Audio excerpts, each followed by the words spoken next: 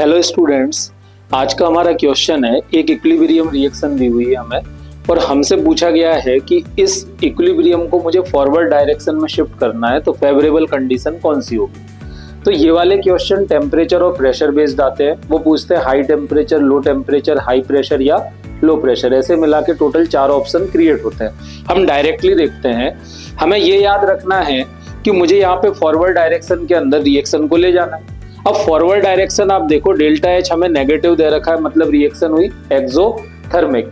Simple सा फंडा याद रखना है ली चैटेलियर का कि यदि फॉरवर्ड डायरेक्शन एक्सोथर्मिक है और मुझे रिएक्शन को फॉरवर्ड में ले जाना है तो मैं टेम्परेचर रखूंगा लो, क्योंकि रिएक्शन हमेशा हमारे एक्सटर्नल चेंज को अपोज करने वाली है। तो यदि मैंने टेम्परेचर को रखा लो तो रिएक्शन क्या चाहेगी, टेम्परेचर को बढ़ाना, और फॉरवर्ड डायरेक्शन यहाँ पे क्या है, एक्सोथर्मिक है।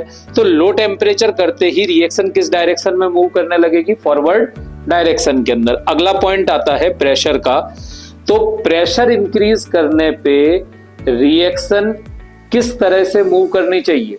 तो मैंने प्रेशर बढ़ाया तो रिएक्शन क्या चाहेगी, प्रेशर को कम करना, और मैंने प्रेशर को कम किया तो रिएक्शन क्या चाहेगी, प्रेशर को बढ़ाना। अब देखो आप, गैसियस मोल प्रोडक्ट साइड है 2 और गैसियस मोल रिएक्टेंट साइड है टोटल 3। मतलब यदि मुझे रिएक्शन को फॉरवर्ड ले जाना है तो गैसियस मोल क्या हो रहे हैं, कम।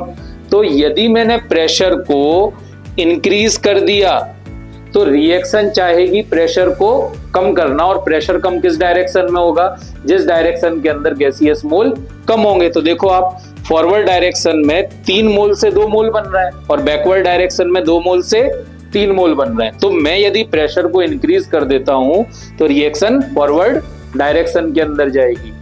Thank you students.